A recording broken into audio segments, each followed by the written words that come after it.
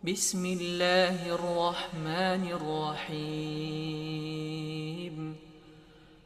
عم يتساءلون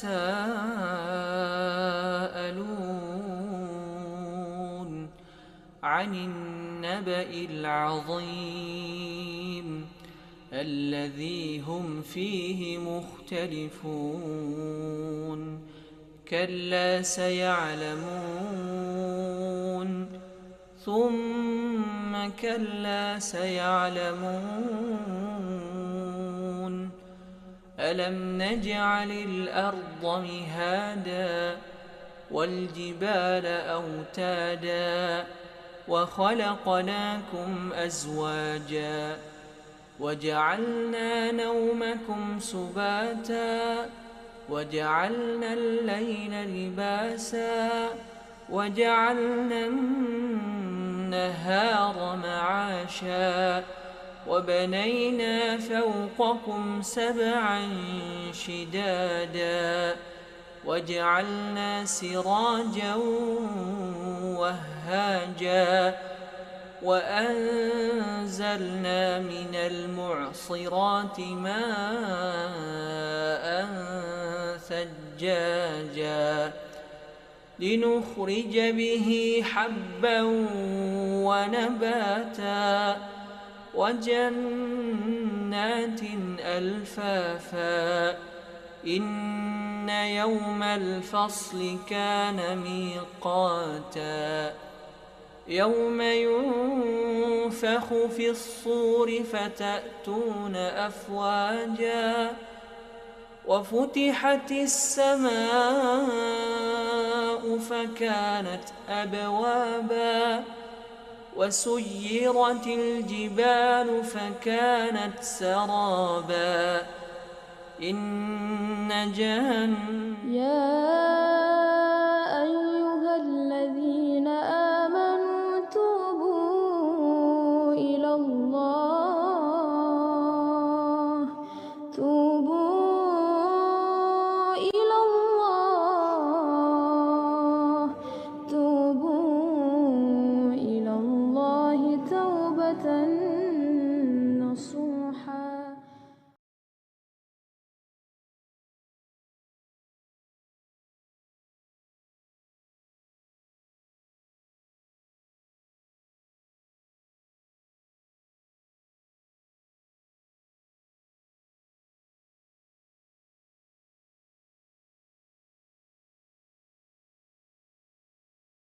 Assalamualaikum warahmatullahi wabarakatuh. Innal hamdalillah nahmaduhu wa nasta'inuhu wa nastaghfiruh wa na'udzu billah min syururi anfusina wa sayyiati a'malina. May yahdihillahu fala mudhillalah wa may yudlil fala hadiyalah. Wa asyhadu an la ilaha illallah wahdahu la syarikalah wa asyhadu anna Muhammadan abduhu wa rasuluh. Allahumma sholli ala Muhammadin wa ala alihi wa sahbihi wa man ihtada bihadihi wastanna bisunnatihi ila yaumiddin amma ba'd. Para hadirin, bapak-bapak dan ikhwas sekalian, hafizakumullahu ta'ala jami'an. Alhamdulillah, pada malam hari ini, di malam Ahad, di malam yang ke-26 di bulan Sya'ban 1444 Hijriah, dengan izin Allah dan taufiknya kembali kita berkesempatan dimudahkan oleh Allah Subhanahu wa taala guna beribadah kepada Allah dengan ibadah yang dicintainya, melaksanakan salat secara berjamaah. Kemudian kita memanfaatkan waktu ini antara maghrib dan isya untuk bersabar duduk bermajlis di rumah dari rumah-rumah Allah Subhanahu wa taala guna membaca dan mempelajari hadis-hadis yang datang dari Nabi yang tercinta Rasulullah Muhammad sallallahu alaihi wasallam. Hadis-hadis beliau yang dikumpulkan oleh Al-Imam Abu Zakaria Yahya bin Sharaf An-Nawawi rahimahullahu ta'ala dalam kitab yang beliau beri judul dengan Riyadus Shalihin min kalam Sayyidil Mursalin. Riyadus Shalihin, tamannya orang-orang soleh. Min kalam Sayyidil Mursalin, yang berisikan sabda dari pemimpin penghulu para rasul, yaitu Nabi kita Muhammad sallallahu alaihi wasallam. Jemaah sekalian, pertemuan kita malam ini adalah pertemuan yang terakhir sebelum bulan suci Ramadan. Ya, seperti biasanya, insyaallah di malam-malam Ramadan kita meliburkan taklim rutin kita. Kita ganti dengan qiyam Ramadan, salat tarawih, dan juga akan ada taklim khusus sebelum pelaksanaan salat tarawih, ya, dalam 1 bulan ke depan insyaallah, di hari-hari dan malam-malam bulan suci Ramadan. Maka dalam pertemuan kita kali ini insyaallah kita akan menyelesaikan bab yang tersisa atau hadis-hadis yang tersisa, ya, dalam bab yang ke-215, yaitu bab tentang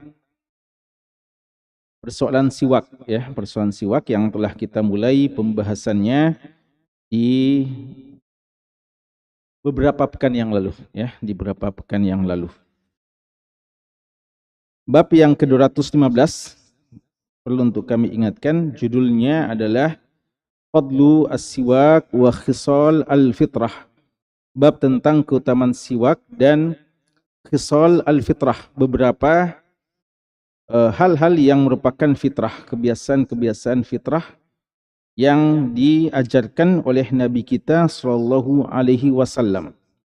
Dan ini akan kita bahas di bagian-bagian akhir, dan masih tersisa beberapa hadis dalam persoalan siwak, yaitu hadis yang ke 1201.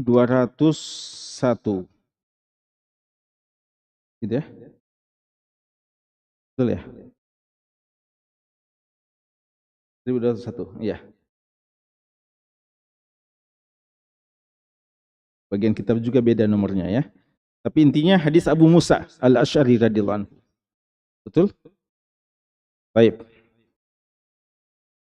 Kita baca hadisnya. Hadis yang ke-1201. Wa an Abi Musa al-Asy'ari radhiyallahu anhu qala. Dari sahabat yang mulia Abu Musa al-Asy'ari radhiyallahu anhu, Abdullah bin Qais radhiyallahu anhu, beliau mengatakan, dakhaltu 'alan Nabi sallallahu alaihi wasallam. Saya pernah menemui Nabi sallallahu alaihi wasallam. Kata-kata dakhala 'ala artinya menemui, mendatangi, ya, berjumpa dengannya. Hendak datang untuk menemuinya. Kalau memasuki satu ruangan, dakhala al-bait atau dakhala fil bait. Tapi kalau mendatangi seseorang untuk menemuinya, dibahasakan dengan dakhala alaihi.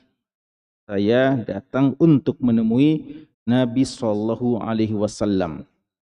Wa tarafus siwak, dan pada saat itu, pada saat ketemu dengan Nabi sallallahu alaihi wasallam, ujung dari siwak ala lisanihi, di lisan, di lidah, ya, lisan, di lidah Rasulullah sallallahu alaihi wasallam. Muttafaqun alaih, hadis ini hadis yang sahih, diriwayatkan oleh Imam Bukhari dan Muslim. Wa hadza lafdhu Muslim, dan redaksi yang kita baca ini redaksi hadis yang diriwayatkan oleh Imam Muslim. Hadis ini sebenarnya hadis yang cukup panjang, namun dikutip secara ringkas oleh Imam Nawawi, oleh Imam Nawawi, penulis kitab ini, untuk menjelaskan masalah yang memang berkaitan dengan bab ini. Dan kalau kita kembali ke Sahih Muslim dan ke hadis ini, maka hadis ini sebenarnya hadis yang cukup panjang, yang menceritakan ketika Abu Musa al-Asy'ari radhiyallahu anhu datang menemui Rasulullah sallallahu alaihi wasallam, dan waktu itu beliau menemani 2 orang dari kabilah beliau, dari kabilah Al-Asy'ariyin. Datang dan 2 orang ini meminta kesediaan Abu Musa untuk bisa memfasilitasi agar kedua orang ini bisa bertemu dengan Nabi sallallahu alaihi wasallam.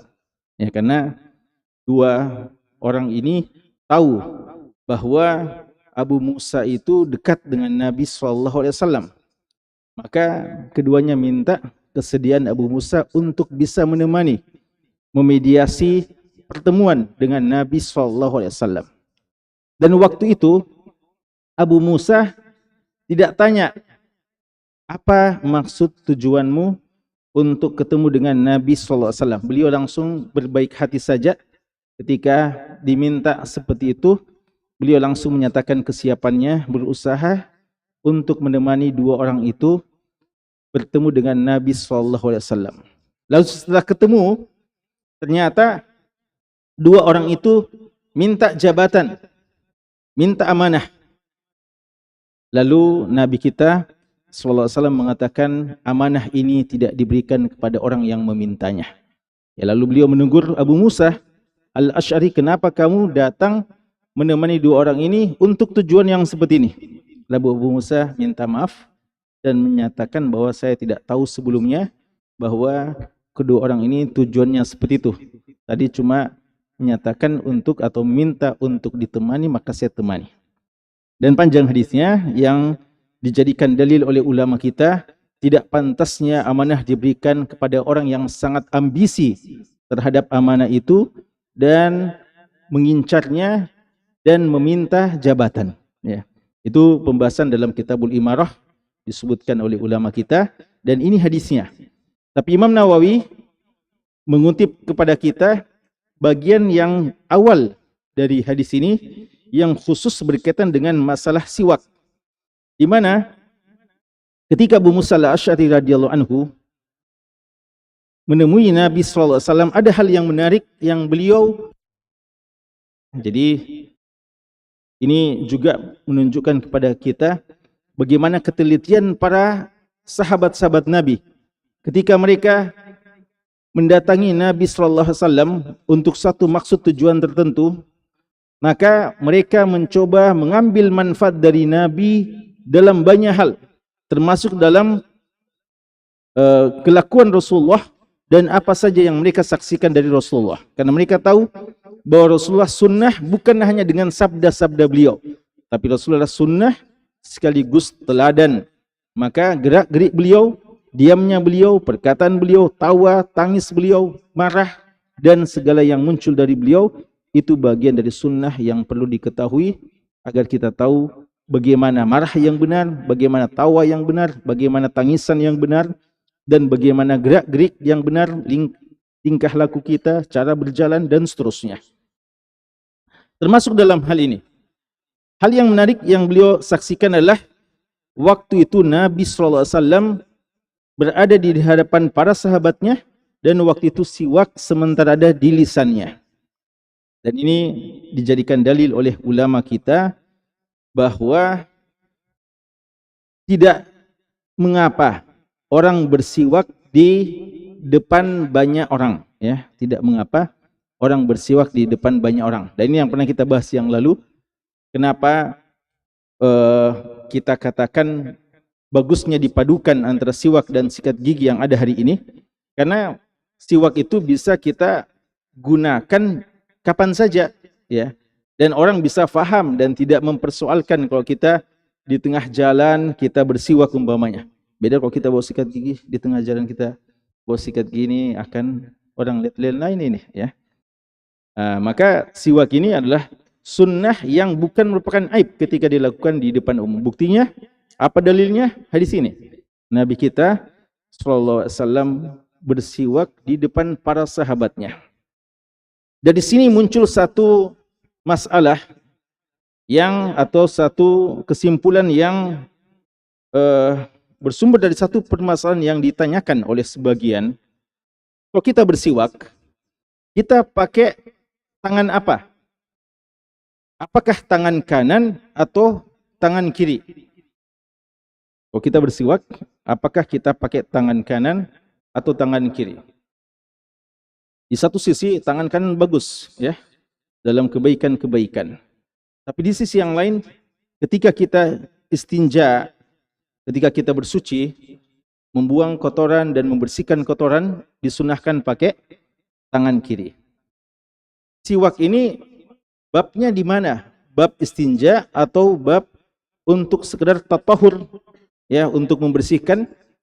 Yang dalam hadis Aisyah beliau mengatakan kana yujibu tayammun fi tuhurihi wa fi tarajjulihi wa fi sya'ni kullihi. Nabi kita sallallahu alaihi wasallam suka kanan-kanan, suka bagian kanan dalam bersuci ya, bersuci dalam artian seperti wudu, mandi ya, dan pada saat bersisir dan pada seluruh urusan beliau selalu mendahulukan bagian kanan. Maka apakah ini masuk bagian kanan sehingga ketika kita bersiwak memakai tangan kanan, ataukah dia bagian membersihkan kotoran sehingga kita pakai tangan kiri? Ulama yang mengatakan dia pakai tangan kanan, di antara dalilnya adalah hadis ini. Bahwa seandainya dia adalah bagian dari membersihkan kotoran, maka tidak pantas dilakukan di depan umum. Sebagaimana ketika kita berstinja, membersihkan kotoran kita diperintahkan untuk nakhlu ya, kita pergi di khala. Khala itu tempat yang tersembunyi yang tidak disaksikan oleh orang banyak. Maka ketika kita membersihkan kotoran kita berupaya sedapat mungkin tidak ada yang menyaksikannya, karena dia adalah aib. Dan kita gunakan tangan kiri membersihkan kotoran kita. Tapi ternyata Nabi sallallahu alaihi wasallam bersiwak di depan umum. Berarti dia bukan satu aib, bukan satu hal yang merupakan membersihkan kotoran yang perlu dikhala di tempat-tempat yang tersembunyi. Bahkan dia adalah bagian dari tatahur yang disunnahkan untuk mendahulukan bagian kanan.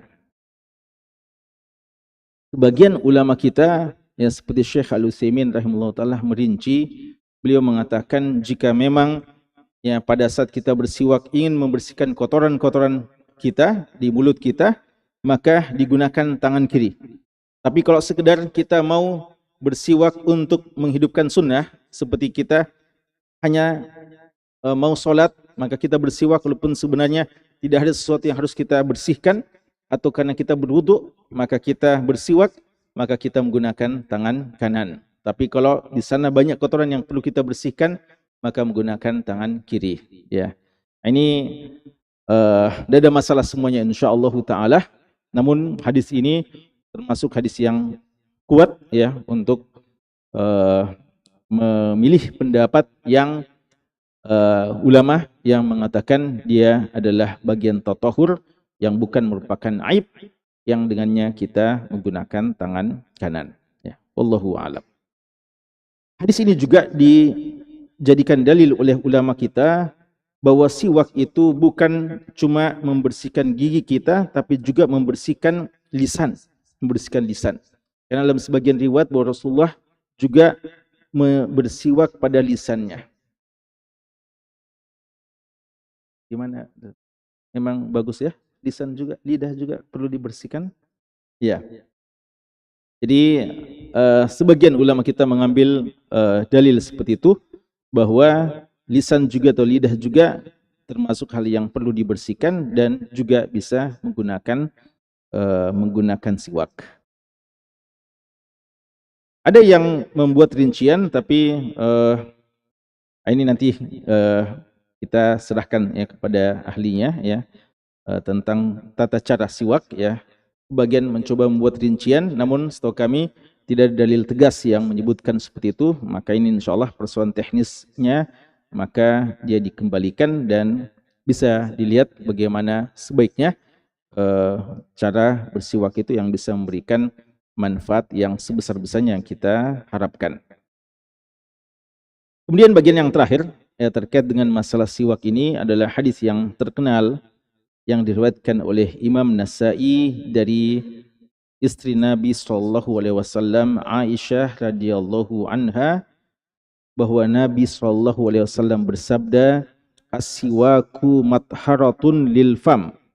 Siwak itu adalah pembersih untuk mulut kita, mardatun lirrabb, dan dia adalah sesuatu yang mengundang ridha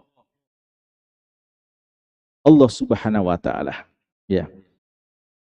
Hadis ini salah satu hadis yang pokok menjelaskan keutamaan siwak, bahwa secara duniawi ya, dialah sesuatu hal yang memang baik ya untuk kebersihan mulut kita, dan juga lebih dari itu dia akan mengundang cinta Allah Subhanahu wa taala. Dan inilah kelebihannya orang-orang yang beriman ya, orang-orang Islam, ketika dia melakukan kebersihan yang semacam ini, mandi, lalu bersiwak dan amalan-amalan yang semacam ini, bukan sekedar untuk membersihkan tubuhnya yang memang perlu untuk dibersihkan, tapi mereka juga meniatkan ibadah kepada Allah, sehingga dia mendapatkan dua kebaikan, kebaikan yang sifatnya duniawi dan juga pahala akhirat yang didapatkannya karena dia mengikuti sunnah Nabi Sallallahu Alaihi Wasallam.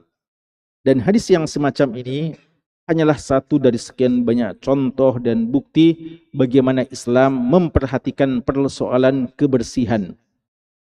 Maka kalau kita mau menjelaskan tentang bagaimana perhatian Islam tentang kebersihan, bisa kita kumpulkan sekian banyak hadis dan tidak perlu disimpulkan dengan perkataan yang mengatakan an-nadzafatu minal iman ya. Perkataan yang sering disebarkan, yang sering disuarakan tentang bagaimana Islam memperhatikan masalah kebersihan adalah an-nadzafatu minal iman ya, kebersihan itu bagian daripada iman. Ya, ini bukan hadis dari Nabi sallallahu alaihi wasallam. Adapun hadis yang menjelaskan bagaimana perhatian Islam terhadap persoalan kebersihan sangat-sangat banyak ya, utamanya hadis-hadis yang menyebutkan tentang bagaimana perintah bersuci ya, perintah bersuci, perintah untuk mandi, perintah untuk berwudu, membersihkan kotoran. Ini sangat banyak dalam syariat kita dan sudah sangat cukup untuk menggantikan pernyataan yang tidak jelas itu ya. Tidak jelas dalam artian tidak bersumber dengan sumber yang valid dari Nabi Sallallahu Alaihi Wasallam. Ada hadis yang lain yang diriwayatkan oleh Imam Muslim dan ini sering juga dijadikan alternatif pengganti an-nadzafatu minal iman, yaitu hadis Abu Malik Al-Asy'ari radhiyallahu anhu yang mengatakan Nabi Sallallahu Alaihi Wasallam bersabda, "Tuhuru syatrul iman." At-tuhur syatrul iman. At-tuhur itu syatr itu juga tengah ya. Al-iman bagian dari keimanan. Cuma at-tuhur ini maknanya lebih luas ya, maknanya lebih luas, bukan sekedar kebersihan-kebersihan umpamanya membersihkan lingkungan kita, membersihkan kotoran-kotoran yang ada kita lihat, tapi tuhur ini maknanya juga adalah bersuci dalam artian wudu, dalam artian mandi.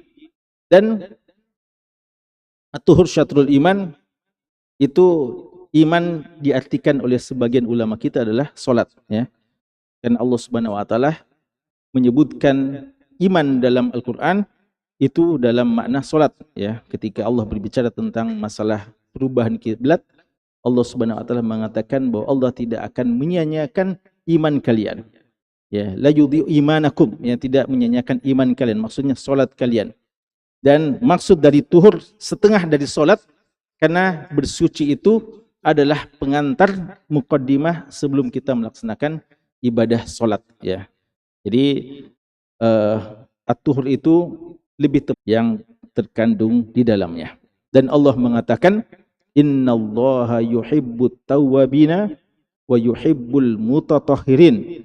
Allah menyukai hamba-hamba yang suka bertobat dan suka mensucikan dirinya. Di sini sebenarnya Allah mau menyebutkan tentang dua kesucian itu, kesucian bersih, kebersihan hati, orang yang suka bertobat, dan orang yang membersihkan fisiknya dengan berwudu, mandi, dan hal-hal yang lain yang diperintahkan kepadanya. Karena ayat itu berkaitan dengan ayat tentang apa itu? Tentang haid, ya. Ayat tentang haid, ya, perintah untuk mandi setelah haid. Lalu Allah Subhanahu wa taala menyebutkan ya bahwa kemuliaan Islam, keistimewaan Islam karena mementingkan dua sisi kebersihan, kebersihan fisik dan kebersihan batin, yang mana hal ini tidak ada pada syariat-syariat lainnya. Dan itu sejalan dengan hadis kita ini.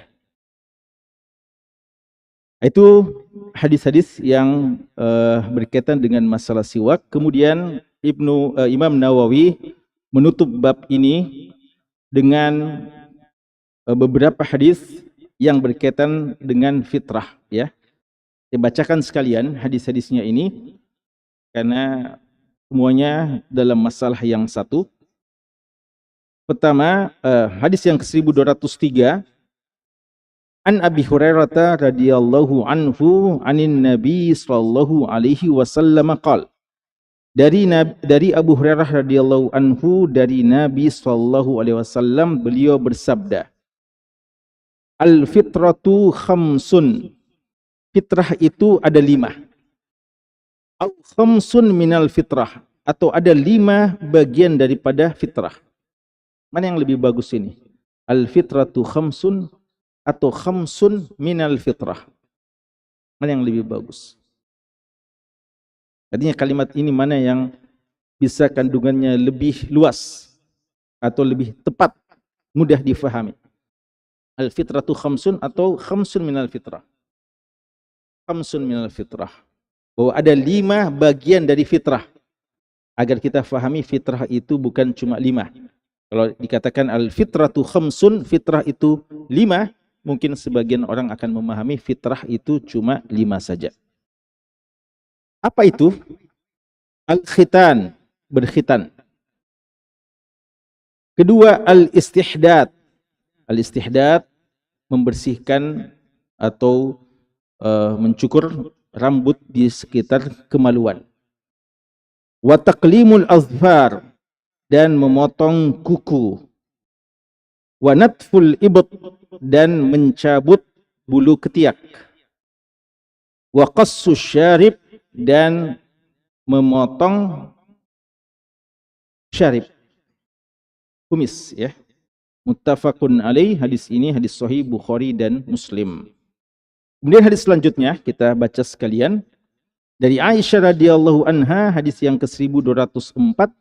Qalat, beliau mengatakan, qala Rasulullah sallallahu alaihi wasallam, Rasulullah sallallahu alaihi wasallam bersabda, ashrun minal fitrah, ada 10 bagian daripada fitrah. Ini bertambah lagi 2 kali lipat, 10. Bahkan masih menggunakan kata minal fitrah, bagian dari fitrah. Qassus syarib, memotong kumis. Sudah ya tadi. Yang kedua, i'fa'ul lihya, memelihara jenggot. Ini belum tadi. Yang ketiga, as-siwak, bersiwak. Yang keempat, istinsyaq al-ma. Istinsyaq al-ma. Apa itu istinsyaq? Menghirup air ke hidung kita, ya. Menghirup atau mengeluarkan? Menghirup. Tidak dikeluarkan. Ya, nanti dibahasnya insyaallah, ya. Wa qassus azfar, dan memotong kuku. Wa ghuslul barajim, dan membersihkan barajim. Barajim itu asalnya, makna barajim itu adalah bagian-bagian dari jari jemari kita yang kadang, ya, jadi dia, ya, istilahnya uqud al-asabi, ya. Biasanya kalau kita bertasbih, berzikir di bagian ujung-ujung ini, ya. Ini disebut dengan barajim, ya. Barajim, bagian ini, ya. Karena di sini tempat biasa berkumpul kotoran, ya. Dan nanti kita jelaskan maksud lebih luas dari barajim. Kemudian natful ibt, mencabut bulu ketiak. Wa halqul anah, dan mencukur anah, ya, rambut yang ada di sekitar kemaluan. Tadi dibahasakan dengan al-istihdad, ya, istihdad. Wantiqasul ma, ya, dan intiqasul ma, ya. Intiqasul ma dimaknakan dengan istinja, ya, sebagaimana dijelaskan oleh Imam Nawawi. Qala rawi, berkata rawi, Wa nasitul ashirah. Saya lupa apa yang ke-10. Ya, rawi agak bimbang tentang yang ke-10. Tadi sudah berapa? 10 atau 9? 9. Illa an takunal madmadah. Tapi dia bilang kalau tidak salah mungkin itu adalah al-madmadah, berkumur-kumur, ya, berkumur-kumur. Qala Waqi', berkata Waqi' bin Jarrah, wa huwa ahadur ruwatih, dan beliau adalah salah seorang perawi hadis ini. Intiqasul ma, makna dari intiqasul ma adalah al-istinja, beristinja, membersihkan kotoran kita. Rawahu Muslim, hadis ini hadis yang sahih, diriwayatkan oleh Imam Muslim. Hadis yang terakhir, ya, sebagai penutup dari rangkaian hadis ini, nanti kita terangkan semuanya. Datang dari Abdullah bin Umar radhiyallahu anhuma, hadis yang ke-1205, beliau mengatakan dari Nabi sallallahu alaihi wasallam, qal, beliau bersabda, ahfu asy-syawarib. Ahfu asy-syawarib, cukurlah atau potonglah asy-syawarib, kumis-kumis. Wa'afu al-liha, dan peliharalah jenggot. Muttafaqun alaih, hadis ini hadis yang sahih, diriwayatkan oleh Imam Bukhari dan Imam Muslim. Jemaah sekalian, 3 hadis ini menjelaskan kepada kita tentang 10 fitrah, kebiasaan dan bagian fitrah dari agama ini yang perlu untuk diperhatikan dan dijaga. Dan fitrah itu sesuatu yang memang sudah demikian adanya, yang seharusnya tidak diganggu-gugat, tidak diubah hukumnya, dan tetap dijaga, ya, suatu yang fitrah, ya. Fitrah begini dan begitu, ya, fitrah ada laki dan perempuan, fitrah kecenderungan ini dan itu, cuma ada arahan-arahan dalam syariat, ya. Dan Allah mengatakan, la tabdil fitratallahi allati fataran nasa 'alaiha la tabdila li khalqillah. Dia adalah fitrah yang Allah telah ciptakan manusia demikian, dan tidak ada perubahan pada fitrah yang telah Allah tetapkan. Makanya ulama kita menjelaskan, ya, nanti kita akan nukil bahwa hal-hal yang sudah menjadi fitrah tidak boleh kita ubah-ubah, ya. Tidak boleh kita ubah-ubah karena dia akan merubah, ya, syariat dan ketetapan agama ini. Apa itu? Kita langsung bahas saja hadis yang mana yang bagus dibahas ini. Hadis Aisyah, karena dia yang menyebutkan 10 dan hadis pertama dan keduanya terwakili oleh hadis Aisyah radhiyallahu anha. Kita langsung membahas hadis Aisyah radhiyallahu anha yang mengatakan ashrun minal fitrah. Ada 10 bagian daripada fitrah yang perlu untuk kita perhatikan. Pertama, qassus syarib, memotong kumis. Syarib itu sebenarnya bahasa Arabnya, kalau kita minum, apa bahasa Arabnya minum? Syariba, yashrabu. Orang yang minum, isim fa'ilnya, subjeknya adalah syarib, orang yang minum atau peminum. Syaribul khamar, ya, waliyadzubillah. Peminum itu, peminum, ya, tuak, dikatakan juga syarib, ya. Tapi syarib artinya seorang yang sedang minum. Dan yang dimaksudkan di sinilah kumis. Kenapa? Karena kalau kita minum, kadang kena kumis kita. Ya. Jadi kumis itu dalam bahasa Arabnya adalah syarib, ya, syarib. Fitrah yang pertama adalah memotong kumis, memotong kumis. Jangan biarkan kumis itu terlalu lebat, ya, terlalu lebat.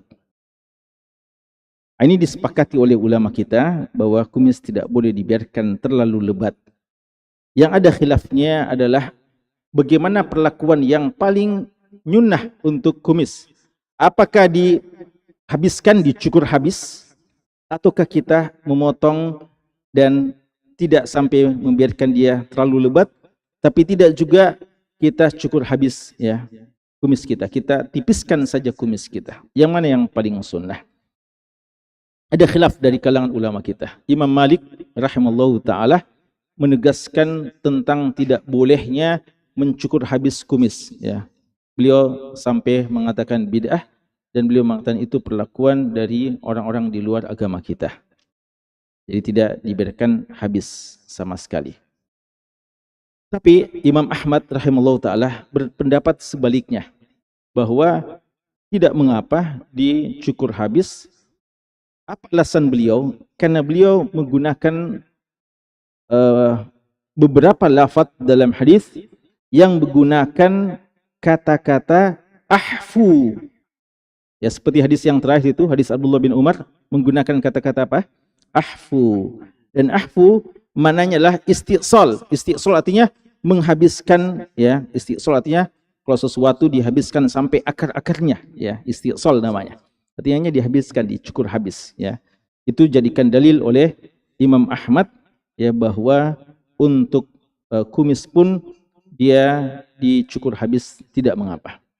Namun wallahu alam, yang rajih, ya, wallahu alam, bahwa difahami dari sebagian sahabat, Bilal dan sebagian sahabat itu berkumis. Bahkan kadang disebutkan Bilal, kadang ya beliau belum sempat cukur kumisnya dan kelihatan agak lebat, ya. Dan Nabi kita sallallahu alaihi wasallam memiliki kumis yang tipis, ya. Karena itu kumis, ya, juga sunnahnya tetap dipelihara, ya, tapi jangan diberikan terlalu lebat, ya, apatah lagi kalau dia bisa membuat orang takut-takut, ya. Ada orang memang sengaja berkumis lebat untuk bikin takut-takut orang lain, ya. Nah, itu tidak disunnahkan, ya, tidak disunnahkan. Kemudian yang kedua adalah i'fa'ul lihya. Pasangan kumis adalah jenggot, ya, lihya. Lihya dalam bahasa Arab adalah jenggot. Dan jamaknya liha. Kalau kita memperhatikan bahasa jenggot, ya, di sini menggunakan i'fa. I'fa artinya dari kata-kata afu. Apa itu afu? Afu artinya maaf. I'fa artinya maafkan jenggotmu, ya. Itu makna asalnya. Apa itu i'fa? Kata Imam Nawawi, makna i'fa, maafkan jenggotmu artinya biarkan dia tumbuh. Biarkan dia tumbuh. Jangan ganggu jenggotmu, ya. Maka untuk jenggot ini yang disepakati oleh ulama kita haramnya mencukur habis.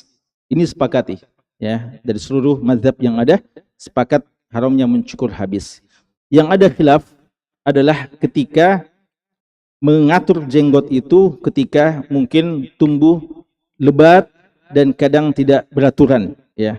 Apakah boleh untuk mencukur? Bukan mencukur, ya. Kalau mencukur kadang diidentikan atau dimaknai dengan mencukur habis. Artinya dibolehkan dipotong untuk dia diatur sedemikian rupa agar tidak tumbuh dengan tidak beraturan yang mungkin menunjukkan penampilan yang kurang baik, ataukah dia dibiarkan demikian, ya. Ini yang ada khilaf, ya, di kalangan ulama kita. Utamanya ketika jenggot itu sudah melewati genggaman, ya, melewati genggaman, karena sebagian sahabat seperti Abdullah bin Umar radhiyallahu anhuma, beliau tidak pernah mengganggu jenggot beliau kecuali pada saat beliau haji atau umrah. Pada saat beliau haji dan umrah, pada saat tahallul, apa yang kita lakukan waktu tahallul? Cukur rambut, ya, cukur rambut. Entah cukur habis, bahasanya adalah halq, atau dipendekkan. Dan pada saat itu juga beliau memegang jenggotnya, kalau beliau lihat sudah lewat segenggam, barulah beliau memotong bagian yang melewati genggaman itu. Maka difahami oleh sebagian ulama kita, untuk jenggot itu dibolehkan memotongnya ketika sudah lewat genggaman, sebagaimana yang dicontohkan oleh Abdullah bin Umar radhiyallahu anhuma. Dan ini tidak disepakati oleh sebagian sahabat. Sebagian sahabat membiarkannya. Karena itu, ya, kita katakan untuk jenggot ini, maka yang tidak dibolehkan adalah mencukur habis, ya, mencukur habis.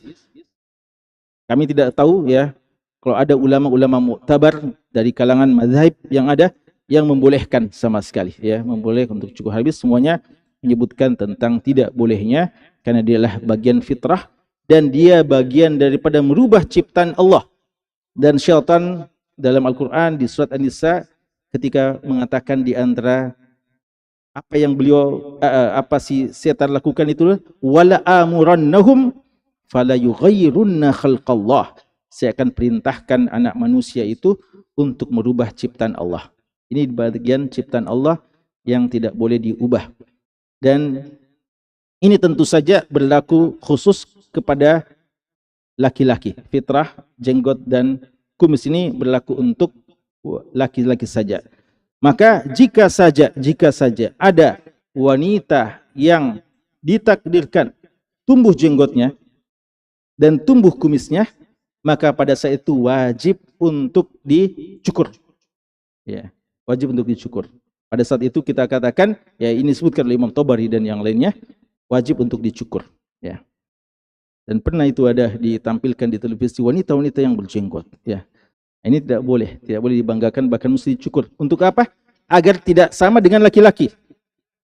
Oleh karenanya juga laki-laki yang mau mencukur habis ya jenggotnya, bagi sebagian ulama ini berarti ada keinginan untuk tasyabbuh dengan kaum wanita. Ya. Kemudian yang ketiga adalah siwak, yang ini kita sudah bahas. Yang keempat, istinsyaq al-ma, menghirup air ke dalam hidung. Dan ini manfaatnya sangat besar tentu saja. Dia adalah bagian dari sunnah dan manfaatnya juga untuk kebersihan. Dan tidak disebutkan istinsar, tapi dia suatu hal yang juga bagian. Ya. Karena kalau menghirup air ke dalam hidung tidak dikeluarkan, itu akan memberikan mudarat. Maka walaupun istinsar tidak disebutkan, tapi sudah difahami dari istinsyaq. Kemudian qassul azfar, memotong kuku. Ini juga bagian kebersihan yang diajarkan oleh Islam. Memotong kuku.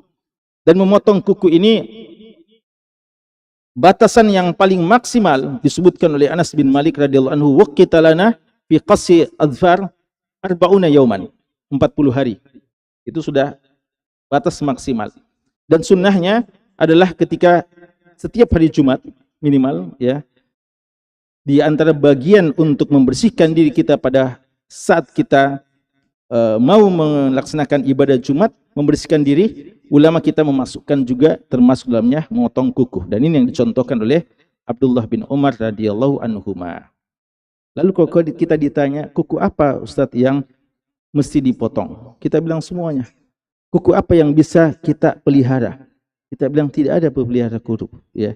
Ada yang bilang, saya potong Ustadz cuma ada satu yang saya butuhkan. Ya. Dibutuhkan untuk memudahkan beberapa aktivitas saya. Wallahu alam, kami tidak tahu ada alasan yang membolehkan seperti itu. Yang sunnahnya dipotong semuanya. Ada yang bilang, Ustadz saya panjangkan tapi saya sangat perhatikan, bersihkan selalu, bahkan saya selalu pelihara dengan sebaik-baiknya, saya bentuk dan seterusnya. Kita bilang tidak ada dalil yang menyebutkan seperti itu. Yang sunnahnya adalah dipotong. Berarti itu merubah ciptaan Allah. Itu memang merubah ciptaan Allah, tapi ada dalilnya yang menunjukkan bahwasanya begitulah perlakuan kita kepada kuku. Dan inilah bentuk ujian. Ya, mungkin ada yang bilang, kenapa mesti panjang, capek-capek kita potong? Inilah ujian supaya kita bisa dapat pahala. Ya. Dan pada saat panjang mungkin di waktu yang masih boleh kita gunakan, maka silahkan. Ya, kadang memang kuku panjang dalam ukuran masih tertentu, ukuran kadar tertentu, kadang kita butuhkan. Selama dia memang dalam batas yang masih dibolehkan, maka silahkan memanfaatkannya. Namun kalau dibiarkan, maka ini pada hakikatnya telah keluar dari fitrah. Kemudian ghuslul barajim, membersihkan ya bagian-bagian yang kadang berkumpul kotoran, ya seperti itu. Dan sebagian ulama kita mengkiaskan untuk lebih luas. Semua tempat-tempat dalam tubuh kita yang biasa menjadi tempat penumpukan kotoran, maka itu bisa masuk dalam ghuslul barajim. Ya, ghuslul barajim. Jadi tubuh kita kadang, terutama kalau ada lekuk-lekuk tubuh yang di situ ada berkumpul ya kotoran, daki dan semacamnya, ketika dibersihkan itu bagian dari ghuslul barajim. Natful ibad, mencabut bulu ketiak. Mencabut bulu ketiak. Ini bagian fitrah juga. Dan mencabut bulu ketiak juga ini sama dalam hadis Anas bin Malik, 40 hari maksimal. Dan kalau mau ya dalam setiap Jumat, ya itu juga bagus. Atau dicicil, ya rajin-rajin mencabut bulu ketiak. Karena ada sebagian bilang, ya Ustaz, ini mencabut. Nafs itu mencabut. Dan antum lihat bagaimana telitinya bahasa hadis. Ya, ada natf, ada qas, ada menggunting, ada mencabut, ya, ada halq. Untuk ketiak ini dalil-dalil yang ada menyebutkan mencabut. Dan itu memungkinkan kalau kita tidak membiarkannya. Ya, ada bilang biasa bilang sudah terlalu banyak, susah saya cabut. Ya, sudah sakit. Nah, itu salahnya sebenarnya. Ya. Tapi bagaimana kalau memang sudah sulit ya dikendalikan? Ya, sudah sulit dicabut. Apakah boleh kita cukur saja? Ya, Imam Syafi'i membolehkan. Ya, membolehkan. Kalau memang sudah. Tapi kalau kita bisa mencabut, ya maka itu insya Allah lebih nyundah. Ya, artinya hasilnya sesuai dengan yang diinginkan, ya, bulu ketiak dicabut, dan juga caranya pun itu yang lebih sunnah, kita melaksanakan apa yang dianjurkan, dinasihatkan oleh Nabi Shallallahu Alaihi Wasallam. Halqul anah, kemudian mencukur bulu kemaluan. Ya, ini juga waktunya seperti itu. Ya, jangan dibiarkan lebih dari 40 hari. Dan ini halqul anah, ya ini seperti yang kita tahu salah satu di antara ciri balik, ya, adanya rambut yang tumbuh di sekitar kemaluan, dan itu suatu hal yang dibiarkan boleh tapi tidak lebih dari 40 hari, dan ketika Jumat kita bersihkan juga, maka ini insyaallah bagian daripada fitrah.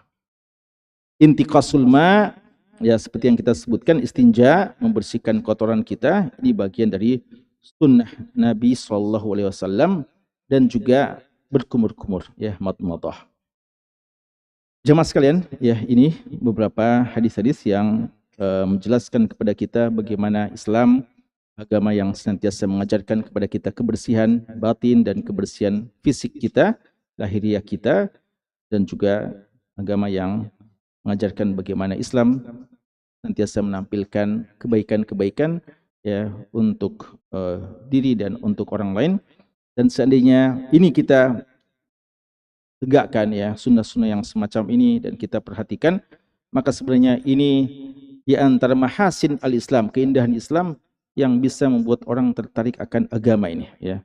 Maka ini sebenarnya tidak boleh kita sembunyikan, ya, bahkan kita minder, malu untuk menyampaikannya. Bahkan kita perlu dengan penuh kepercayaan diri hadis-hadis yang semacam ini kita jelaskan di tengah-tengah umat untuk menjelaskan begitu lengkapnya ajaran agama kita ini.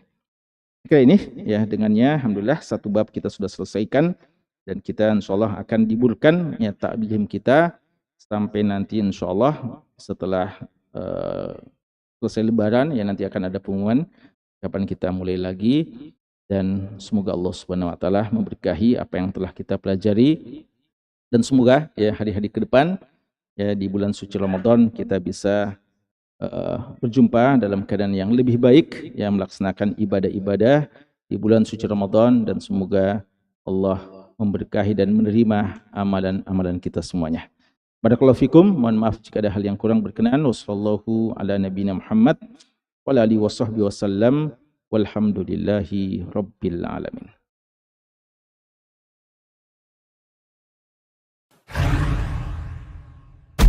Info Tabligh Akbar Sambut Ramadan 1444 Hijriah bersama Dr. Kiai Haji Muhammad Zaitun Rasmin LCMA. Jangan lupa bahwa sesungguhnya dalam membentuk iman yang kuat, jalurnya tetap ilmu. Menambah iman juga melalui ilmu yang paling kuat, yakni ilmu agama itu sendiri. Kalau kita dalami baik-baik, kita pelajari dengan sesungguhnya, dengan mendalam, maka dia akan menguatkan iman kita. Ustadz Dr. Muhammad Yusron Ansor LCMA. Sangat disayangkan sebagian kadang orang menghukumi syariat dengan apa yang difahaminya, dengan keterbatasan akalnya, dengan keterbatasan kecerdasannya, lalu mau mengakal-akali, atau dengan hawa nafsunya, perasaannya. Dia menganggap syariat itu adalah perasaan saya. Padahal kalau mau dihukum dengan perasaan Anda tidak sama dengan perasaan orang lain. Bahwa syariat ini tidak dikembalikan kepada perasaan, tidak juga kepada daya nalar seseorang, tapi apa yang datang dari Allah dan Rasulnya.